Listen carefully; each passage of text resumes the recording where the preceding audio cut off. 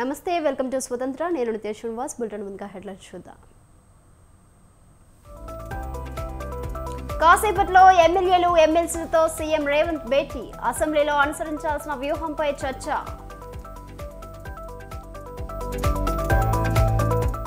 లోక్సభ ఎన్నికలపై Telangana BJP focus, 125 కిలోమీటర్ల మేర విజయ సంకల్ప యాత్రకు ప్లాన్. ఉత్తరాంధ్రను గంజాయి రాజధానిగా మార్చారు, జగన్ జైలుకు వెళ్లడం ఖాయమన్న నారా లోకేష్.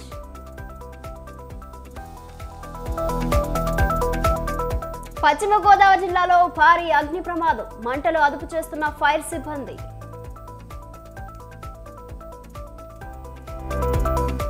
మధ్యప్రదేశ్ దుస్థితికి కాంగ్రెసే కారణం, బీజేపీకి 370 సీట్లు వస్తాయన్న ప్రధాని మోదీ.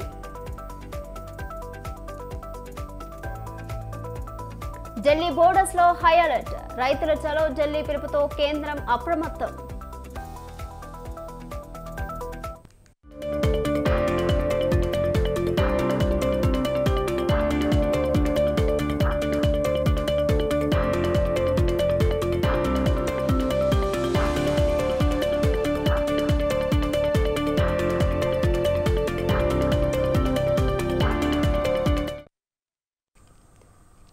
మరో బ్రేకింగ్ న్యూస్ చూస్తున్నాం. గుంటూరు జిల్లా పొన్నూరు మండలంలో తీవ్ర ఉద్రిక్త నెలకొంది. పచ్చలతాడిపర్రు గ్రామంలో కొందరు వ్యక్తులు టీడీపీ జెండాను తగలబెట్టడంతో ఆ పార్టీ కార్యకర్తలు బగ్గుమన్నారు. తమ పార్టీ జెండాను వైసీపీ కార్యకర్తలే తగలబెట్టారంటూ పెద్ద ఎత్తున నిరసన చేపట్టారు తెలుగు తమ్ముళ్లు. బాధ్యులపై కఠిన చర్యలు తీసుకోవాలంటూ రోడ్డుపై బైఠాయించి నిరసన తెలిపారు. పోలీసులతో వాగ్వాదం జరగడంతో అక్కడ కొద్దిసేపు ఉద్రిక్త నెలకొంది. దీనిపై మరింత సమాచారం మా ప్రతినిధి రవిచంద్ర ఫోన్లో అందిస్తారు. రవిచంద్ర, ప్రస్తుతం మీ దగ్గర ఉన్న అప్డేట్స్ ఏంటి? నిత్య గుంటూరు జిల్లా పచ్చలతాడిపర్రులో అయితే ఉద్రిక్త పరిస్థితులు నెలకొన్నాయి. తెలుగుదేశం జెండా దిమ్మెను ధ్వంసం చేశారని, వైసీపీ కార్యకర్తలే ధ్వంసం చేశారని టీడీపీ శ్రేణులు పెద్ద ఎత్తున అక్కడైతే బైఠాయించి నిరసన దిగారు. ఈ నేపథ్యంలో అక్కడికి చేరుకున్న పోలీసులు వారిని అక్కడి నుంచి పంపించే ప్రయత్నం చేయడంతో కొంతసేపు ఉద్రిక్తత నెలకొంది. ఆ బాధ్యులైన వారిని వెంటనే అరెస్ట్ చేయాలి, ఇది వైసీపీ చేసిన కుట్రగా తెలుగుదేశం ఆరోపిస్తూ రోడ్డుపై బైఠాయించడంతో అక్కడ ఆ గ్రామంలో అయితే ఉద్రిక్తతలు నెలకొన్నాయి. ఇప్పటికే పొన్నూరులో తెలుగుదేశం వైసీపీ వర్గాల మధ్య అయితే కొంత వివాదం అయితే నెలకొన్న పరిస్థితి అయితే ఉంది. నిత్య ప్రస్తుతం కొంత పరిస్థితి అదుపులోకి వచ్చిన పరిస్థితి అయితే ఉంది. నిత్య right Ravichandra, thank you.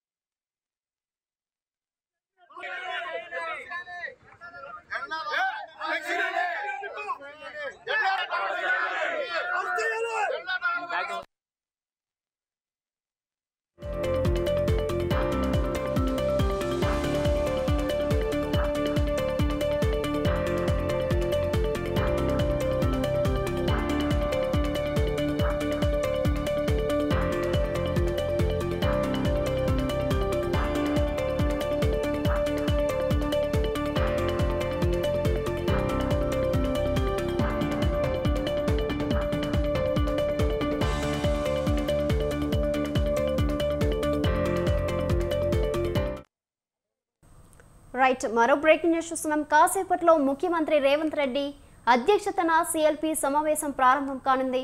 12న irrigation పై ప్రభుత్వం శ్వేతపత్రం విడుదల చేయనున్న నేపథ్యంలో చర్చలో అనుసరించాల్సిన వ్యూహంపై పార్టీ ఎమ్మెల్యేలకు దిశానిర్దేశం చేయనున్నారు.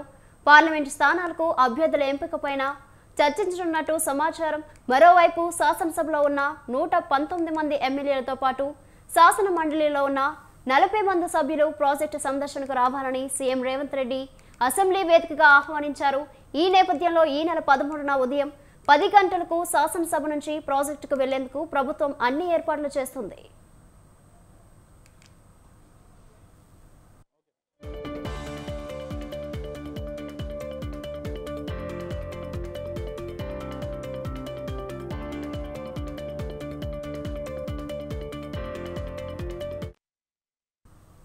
కాసేపట్లో ముఖ్యమంత్రి రేవంత్ రెడ్డి అధ్యక్షతన సీఎల్పీ సమావేశం ప్రారంభం కానుంది.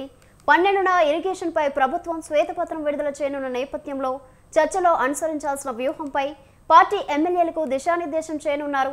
పార్లమెంట్ స్థానాలకు అభ్యర్థుల ఎంపికపైన చర్చించనున్నట్టు సమాచారం. మరోవైపు శాసనసభలో ఉన్న 119 మంది ఎమ్మెల్యేలతో పాటు శాసన మండలిలో ఉన్న 40 మంది సభ్యులు ప్రాజెక్టు సందర్శనకు రావాలని సీఎం రేవంత్ రెడ్డి అసెంబ్లీ వేదికగా ఆహ్వానించారు. ఈ నేపథ్యంలో ఈ నెల 13న ఉదయం 10 గంటలకు శాసనసభ నుంచి ప్రాజెక్టుకు వెళ్లేందుకు ప్రభుత్వం అన్ని ఏర్పాట్లు చేస్తుంది. దీనిపై మరింత సమాచారం మా ప్రతినిధి రాజు లైవ్ లో అందిస్తారు. రాజు. రైట్ నిత్య, బడ్జెట్ సమావేశాలు జరుగుతున్న నేపథ్యంలో పెద్ద ఎత్తున రాష్ట్రంలో రాజకీయ ఒక దుమారం రేగుతూ ఉంది. అటు నీటి పంపకాల విషయంలో తెలంగాణ రాష్ట్రానికి అన్యాయం జరిగింది. అలాగే గత 10 ఏళ్ల కాలంలో కట్టినటువంటి కాళేశ్వరం ప్రాజెక్టు రీడిజైన్ చేయడం ద్వారా లక్షల కోట్ల రూపాయలు తెలంగాణ రాష్ట్ర ప్రభుత్వం నష్టపోయింది. దాంతో పాటుగానే కట్టినటువంటి ప్రాజెక్టు పూర్తిగా కుంగిపోవడంతో పాటు మేడిగడ్డ ప్రాజెక్టు కుంగడం, అలాగే దాంతో పాటుగానే అన్నారం సరస్వతి బ్యారేజ్లో బొంగలు రావడం, ఇలాంటి అన్నిటినీ కూడా రేపు అసెంబ్లీలో ప్రస్తావనకు తీసుకొచ్చే విధంగా కూడా కాంగ్రెస్ పార్టీ సిద్ధమవుతా ఉంది. దానిలో భాగంగానే ఈ యొక్క సమావేశం నిర్వహిస్తూ ఉన్నారు. అసెంబ్లీలో ఉన్నటువంటి శాసనసభ్యులతో పాటు మండలిలో ఉన్నటువంటి శాసన మండలి సభ్యులు కూడా ఈ యొక్క సమావేశానికి హాజరు కాబోతా ఉన్నారు. ముఖ్యంగా సీఎం రేవంత్ రెడ్డితో పాటు నీటిపారుదల శాఖ మంత్రిగా ఉన్న ఉత్తమ్ కుమార్ రెడ్డి కూడా ఈ యొక్క సమావేశానికి హాజరవుతారు. వీరితో ఎమ్మెల్యేలు ఎమ్మెల్సీలతో పాటుగానే అటు ఇరిగేషన్ నిపుణులను కూడా ఈ యొక్క సమావేశానికి ఆహ్వానం అందింది. వారు కూడా ఇరిగేషన్ తెలంగాణ రాష్ట్రంలో నిర్మించినటువంటి ప్రాజెక్టుల మీద పూర్తిగా వివరించనున్నారు. గోదావరి నది మీద నిర్మించినటువంటి కాళేశ్వరం రీడిజైన్ ఏ విధంగా జరిగింది, దానివల్ల ఎంత నష్టం, ఇప్పటి వరకు ఎన్ని లక్షల ఎకరాలకు నీరు అందింది కాళేశ్వరం ద్వారా, ఈ ఎత్తిపోతలకు పర్ ఇయర్ అంటే విద్యుత్ వాడకానికి కావచ్చు, అలాగే మెయింటెనెన్స్ కావచ్చు, ఎంత ఖర్చు అవుతుంది అనేది కూడా తెలంగాణ రాష్ట్ర ప్రభుత్వం మీద ఎంత భారం పడుతుంది అనేది కూడా పూర్తి అంశాలు కూడా చర్చించనున్నారు పూర్తి స్థాయిలో. ముఖ్యంగా ఇప్పటికే గతంలో సీఎం కేసీఆర్ అసెంబ్లీ సాక్షిగా పవర్ పాయింట్ ప్రజెంటేషన్ ఇవ్వడం జరిగింది. రీడిజైన్ చేస్తూ కూడా కాళేశ్వరం నిర్మాణానికంటే బిఫోర్ అసెంబ్లీ సాక్షిగా రీడిజైన్ చేసే పవర్ పాయింట్ ప్రజెంటేషన్ చేస్తూ కూడా అసెంబ్లీలో వివరించడం అనేది జరిగింది. దాని ద్వారా ఎన్ని ఎకరాలకు నీరు పారుతుంది, తెలంగాణ రాష్ట్రానికి ఏ విధంగా ఉపయోగపడుతుంది అనేది కూడా వారు వివరించడం అనేది జరిగింది. అయితే ప్రస్తుతం తెలంగాణ రాష్ట్రం ప్రభుత్వం నష్టపోయినటువంటి ఈ నిధులు కావచ్చు, అలాగే నీళ్లు కూడా ఏమాత్రం ఉపయోగపడలేదు. ఆ ప్రాజెక్టు ఇప్పటికే బీటలు బారింది, అలాగే కుంగిపోయింది. దీంతో పాటుగానే అన్నారం సరస్వతి బ్యారేజ్లో బొంగలు రావడం, ఇదంతా ఇప్పటికే రిపోర్ట్ అందింది. దాంతో పాటుగానే విజిలెన్స్ విచారణకు కూడా ప్రభుత్వం ఆదేశించింది. ఈ నేపథ్యంలో ఈ రిపోర్ట్లన్నీ కూడా సభలో ప్రవేశపెట్టాలి. దాంతో పాటుగానే శ్వేతపత్రాన్ని విడుదల చేయాలి. ఇప్పటి వరకు ఎన్ని కోట్ల రూపాయల ఖర్చు కాళేశ్వరం మీద చేసింది, దాని ద్వారా ఎన్ని లక్షల ఎకరాలకు నీరు అందింది, ఇంకా ఎంత పెండింగ్ ఉంది ప్రాజెక్టు నిర్మాణానికి సంబంధించి అనేటటువంటి అంశాలన్నీ కూడా శాసనసభ్యులకు అలాగే శాసన మండలి సభ్యులకు పూర్తి అవగాహన రావడానికి ఇప్పుడు ఎన్నికైన శాసనసభ సభ్యుల్లో పూర్తిగా కొత్తవారు ఎన్నికయ్యారు.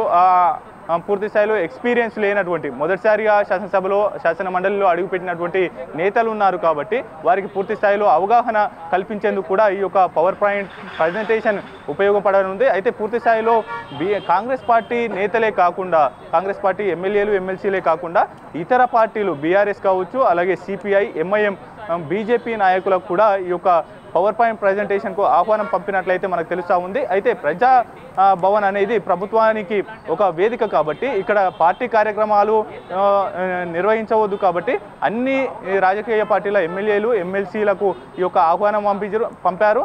రేపు కాంగ్రెస్ పార్టీ ప్రతినిధులు కావచ్చు, రాష్ట్ర ఇరిగేషన్ శాఖ పరిస్థితి ఏ విధంగా ఉంది, పూర్తి స్థాయిలో రేపు సభలో అనుసరించాల్సినటువంటి వ్యూహాలు ఏ విధంగా ఉండాలి అనేటటువంటి అంశాలను కూడా పూర్తి స్థాయిలో ఈ యొక్క సమావేశంలో చర్చిస్తారు.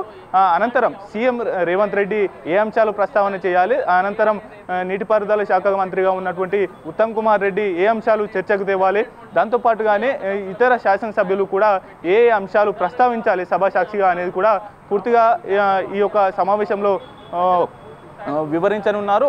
అలాగే ఇరిగేషన్ ఎక్స్పర్ట్లతో పాటు కూడా ఈ యొక్క సమావేశంలో వారికి బ్రీఫింగ్ చేసేటటువంటి అవకాశం అయితే కనిపిస్తూ ఉంది. పూర్తిగా నేతలందరినీ ఒక చర్చ రేపు జరిగేటటువంటి అసెంబ్లీకి సర్వం సిద్ధంగా ఉండాలి. ప్రతిపక్షం నుంచి ఎటువంటి కౌంటర్లు వచ్చినా దానికి సిద్ధంగా ఉండాలి, దానికి రీకౌంటర్ చేసే విధంగా మనం ప్రిపేర్ అయి ఉండాలి. గత అసెంబ్లీ సెషన్లోనే మనం బలమైన ధీటుగా సమాధానాలు ఇవ్వలేకపోయాం, కొంత పేలవంగా అధికార పక్షమే కౌంటర్ చేసింది. అయితే ఈ అసెంబ్లీ సమావేశాల్లో ఆ విధంగా ఉండకూడదు. మొదటిసారి మనం బడ్జెట్ ప్రవేశపెట్టాం, బడ్జెట్లో అన్ని శాఖలకు కావచ్చు, అన్ని రంగాలకు పూర్తి స్థాయిలో అధ్యయనం చేసి ఈ యొక్క బడ్జెట్ కేటాయింపులు చేశాం. కాబట్టి ఎట్టి పరిస్థితుల్లో మనము ప్రతిపక్షాన్ని డామినేట్ చేసే విధంగానే ఉండాలి, వారికి కౌంటర్ చేసే విధంగానే ఉండాలి తప్ప మన ప్రసంగాలు కావచ్చు, మన ప్రజెంటేషన్ కావచ్చు, వాటి ఆధారాలు కూడా ఏ అంశాలు ఎవరు లేవనెత్తాలి అనేది కూడా ఈ యొక్క సమావేశంలో చర్చించనున్నారు. దాంతో పాటుగానే కొత్తగా ఎంపికైనటువంటి ఎమ్మెల్యేలు ఎమ్మెల్సీలకు రాష్ట్రంలో ఉన్నటువంటి ఇరిగేషన్ రంగానికి సంబంధించినటువంటి పూర్తి అవగాహన బ్రీఫింగ్ ఈ యొక్క పవర్ పాయింట్ ప్రజెంటేషన్ ద్వారా ఇవ్వనున్నారని చెప్పుకోవాలి. అంటే రాష్ట్రం ఎంత నష్టపోయింది,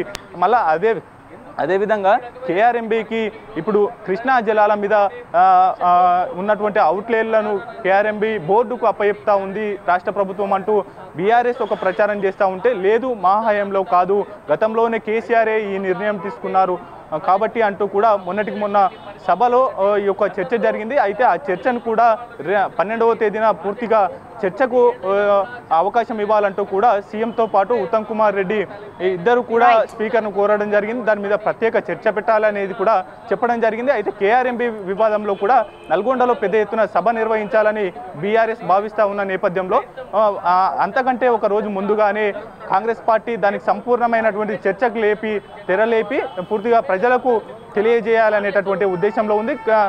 కృష్ణా నది మీద నిర్మించినటువంటి ప్రాజెక్టుల నిర్వహణలో అవుట్లెట్లను బోర్డుకు ఎట్టి పరిస్థితిలో అప్పగించేది లేదు అనేది కూడా సభాసాక్షిగా తెలపాలనేది కాంగ్రెస్ పార్టీ వ్యూహంగా కనిపిస్తూ ఉంది. నిత్య. Right Raju, thank you.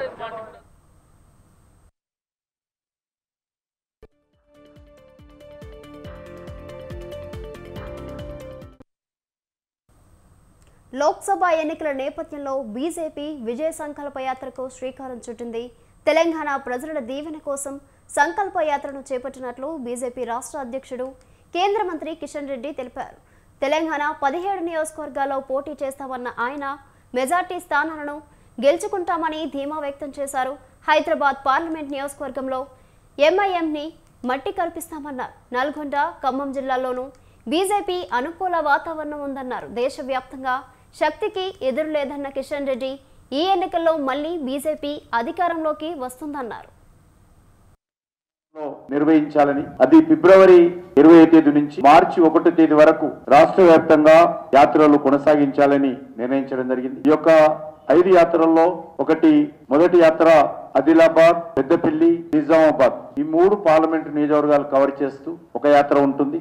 రెండోది కరీంనగర్, మెదక్, జహీరాబాద్ పార్లమెంటు ఈ 4 పార్లమెంట్లు కవర్ చేసే విధంగా రెండో యాత్ర ఉంటుంది. మూడవది ఖమ్మము, వరంగల్, మహబూబాబాద్ దీనికి కాకతీయ క్లస్టర్ అని. 4వది భువనగిరి, హైదరాబాద్, సికింద్రాబాద్, మల్కాజిగిరి ఈ భాగ్యనగరం యాత్ర అని. 5వది మహబూబ్ నగర్, నాగర్ కర్నూలు, నల్గొండ ఇది కృష్ణమ్మ యాత్ర అని. కృష్ణా నది నుంచి ప్రారంభమవుతుంది కాబట్టి కృష్ణమ్మ యాత్ర అని. మళ్ళీ ఒకసారి చెప్తాను నేను. ఆదిలాబాద్, పెద్దపల్లి, నిజామాబాద్ పార్లమెంటు ఇది కొమరం భీం యాత్ర. రెండవది కరీంనగర్, మెదక్, జహీరాబాద్, చేవెళ్ళ దీన్ని శాతవాహన యాత్ర. ఖమ్మం, వరంగల్, మహబూబాబాద్ కాకతీయ యాత్ర. భువనగిరి, హైదరాబాద్, సికింద్రాబాద్, మల్కాజిగిరి భాగ్యనగర్ యాత్ర. లాస్ట్ మహబూబ్ నగర్, నాగర్ కర్నూలు, నల్గొండ కృష్ణమ్మ యాత్ర. ఈ రకంగా 5 యాత్రలు టెంటేటివ్గా పేర్లు పెట్టుకున్నాం. తెలంగాణలో కూడా 2019లో 4 స్థానాల్లో మేము విజయం సాధించాము. ఈసారి అత్యధికమైనటువంటి స్థానాలు నరేంద్ర మోడీ గారి నాయకత్వంలో భారతీయ జనతా పార్టీ గెలవబోతా ఉంది. తెలంగాణ ప్రజలు కూడా అన్ని కాన్స్టిట్యున్సీలు ఏదైతే మొన్న శాసనసభ ఎన్నికల్లో కాంగ్రెస్ పార్టీ ఖమ్మము, నల్గొండ లాంటి సీట్లలో అత్యధికమైనటువంటి శాసనసభ స్థానాలు గెలుపొందడం జరిగింది. అక్కడ కూడా సానుకూలమైనటువంటి వాతావరణం ఉంది. ఖమ్మం, నల్గొండలో కూడా నరేంద్ర మోడీ గారే రావాలి, నరేంద్ర మోడీ గారికి మేము అండగా ఉంటామని ఈరోజు తెలియజేస్తున్న పరిస్థితి. ప్రధానంగా యూత్ 18 సంవత్సరాల నుంచి 35 సంవత్సరాల లోపు ఉన్నటువంటి యువత 80% ఈరోజు నరేంద్ర మోడీ గారికి అండగా ఉన్నటువంటి పరిస్థితి ఈరోజు మహిళలు. కాబట్టి ఖచ్చితంగా దిశలో అన్ని వర్గాల ప్రజలు కూడా తెలంగాణలో కూడా ఆదరించారు. పార్లమెంట్ ఎన్నికల్లో 2 స్థానాలలో సిపిఎం పోటీ చేస్తుందని సిపిఎం రాష్ట్ర కార్యదర్శి తమ్మినేని వీరభద్రం తెలిపారు. సిపిఐ సిపిఎం రాష్ట్ర సెక్రటేరియట్ రాష్ట్ర కమిటీ సమావేశాలు 9, 10 తేదీలలో హైదరాబాద్లోని ఎంబీ భవన్లో జరిగాయని అన్నారు. రాష్ట్రంలో ఎన్నికల అనంతరం రాజకీయ పరిస్థితి, లోక్సభ ఎన్నికలు తదితర అంశాలను సమావేశంలో చర్చించామన్నారు. కార్మిక, రైతు, వ్యవసాయ కార్మిక సంఘాల ఆధ్వర్యంలో ఫిబ్రవరి 16న జరిగే దేశవ్యాప్తి సమ్మె, గ్రామీణ బంద్ను విజయవంతం చేయాలని ఆయన విజ్ఞప్తి చేశారు. 2024 పార్లమెంట్ ఎన్నికల్లో రాష్ట్రంలో 2 స్థానాలలో పోటీ చేయాలని స్థానిక జిల్లా కమిటీలతో చర్చించిన అనంతరం త్వరలో సీట్లను ఖరారు చేయాలని సిపిఐ సిపిఎం రాష్ట్ర కమిటీ నిర్ణయించిందని తమ్మినేని వీరభద్రం వెల్లడించారు.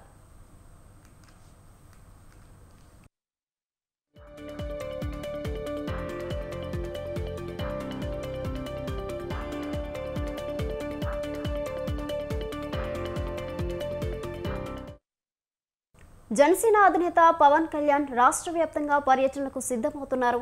ఏపీలో ఎన్నికలు ముంచుకొస్తున్న వేళ రాజకీయ యాత్రలకు మళ్లీ రెడీ అవుతున్నారు జనసేన అధినేత పవన్ కళ్యాణ్. 3 దశల్లో ఎన్నికల కార్యాచరణకు ఆయన సిద్ధమవుతున్నారు. పొత్తుల్లో భాగంగా టీడీపీ, జనసేన నేతలతో నియోజకవర్గాల వారీగా వరుస సమావేశాలు చేపట్టనున్నారు పవన్. ఈ ఎన్నికల కార్యాచరణను ఉభయ గోదావరి జిల్లాల నుంచి ప్రారంభించబోతున్నారు. ఈ నెల 14 నుంచి 17 వరకు ఉభయ గోదావరి జిల్లాలో పర్యటించనున్నారు పవన్. మొదట భీమవరంలో, ఆ తర్వాత అమలాపురం, కాకినాడ, రాజమండ్రిలో పవన్ పర్యటన ఉంటుంది.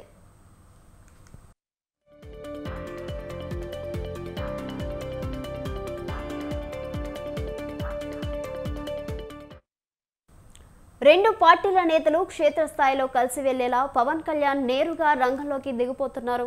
ఇప్పటికే సీట్ల సర్దుబాటుపై 2 పార్టీల మధ్య పలు నియోజకవర్గాల్లో వరుసగా వివాదాలు, విభేదాలు తెరపైకి వస్తూ ఉండడంతో ఇలాంటి సంఘటనలు పునరావృతం కాకుండా చర్యలు తీసుకోవాలని పవన్ కళ్యాణ్ భావిస్తున్నారని సమాచారం. దీనిలో భాగంగా పవన్ తొలి దశలో టీడీపీ, జనసేన పార్టీల నేతలతో భేటీ అయ్యి వారి మధ్య గ్యాప్ లేకుండా కలిసి వెళ్లేలా యాక్షన్ ప్లాన్ సిద్ధం చేస్తున్నారు. అందులో భాగంగా ఈ నెల 14 నుంచి 17 వరకు ఉభయ గోదావరి జిల్లాలో పర్యటించనున్నారు జనసేన నాని.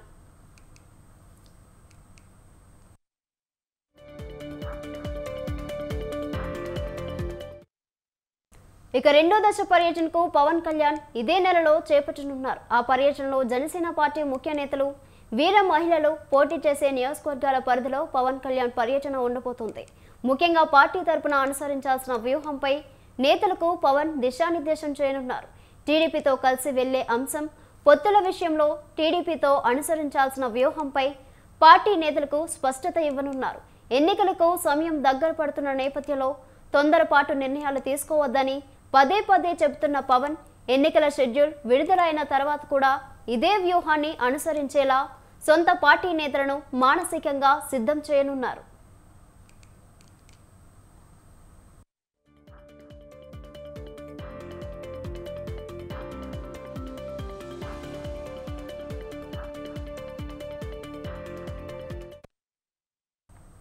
మూడో దశ పర్యటనలో పూర్తిగా ఎన్నికల ప్రచారంలో పాల్గొంటారు పవన్ కళ్యాణ్. టీడీపీ అధ్యక్షుడు చంద్రబాబుతో పాటు పవన్ సైతం పలు కార్యక్రమాల్లో పాల్గొంటారు. ఇప్పటికే పొత్తులో భాగంగా టీడీపీ నిర్వహిస్తున్న సభల్లో పవన్ కళ్యాణ్తో కలిసి వెళ్లే అంశంపై చంద్రబాబు ప్రస్తావిస్తున్న నేపథ్యంలో అదే బాటలో పవన్ ప్రచారం ఉంటుందని చెబుతున్నారు. ఇక పవన్ పాల్గొనే ప్రతి సభలోనూ నియోజకవర్గ పరిధిలోని టీడీపీ ముఖ్య నేతలను ఆహ్వానించేలా ఏర్పాట్లు చేస్తుంది జనసేన. తొలి 2 దశలు అనుకున్నట్లు సాగితే మూడో దశలో పవన్ ఎన్నికల ప్రచారం ఈ నెలాఖరు నుంచే ఉంటుందంటున్నాయి జనసేన వర్గాలు.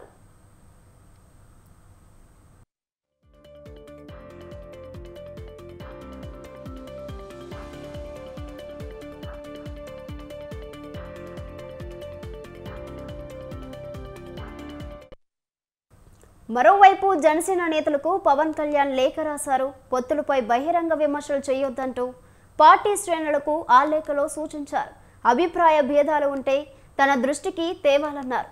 మరో 2-3 రోజుల్లో పోటీ చేసే స్థానాలపై పార్టీ లీడర్లకు కేడర్కు పవన్ స్పష్టత ఇవ్వనున్నారని సమాచారం.